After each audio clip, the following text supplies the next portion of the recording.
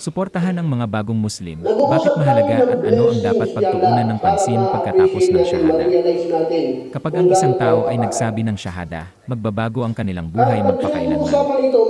Ngunit habang ito ay isang sandali ng napakabigat na pagpapala, maraming bagong Muslim ang nakakaramdam ng kalungkutan, tinanggihan ng pamilya, nalilito, at hindi alam kung saan tutungo.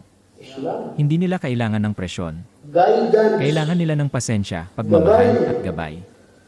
Ang ating tungkulin ay tulungan silang magbuo ng koneksyon kay Allah, nagsisimula sa mga batayang kaalaman, pag-unawa sa tawhid, pag-aaral ng mga simpleng duwas, paano mag-wudu, at unti-unting pagpapakilala sa pagdarasal.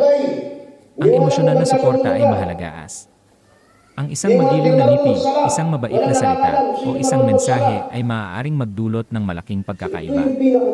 Hayaan silang magbago ayon sa kanilang kakayahan. Ang Islam ay isang paglalakbay, hindi isang karera. Hikayatin, huwag maging mahigpit sa kanila.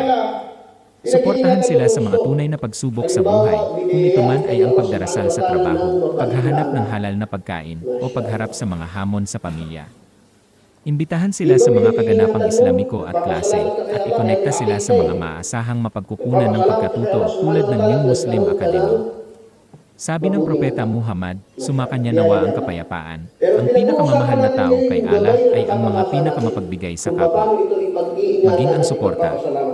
Maging ang dahilan kung bakit sila matatag sa kanilang pananampalataya. Suportahan ang isang bagong Muslim ngayon.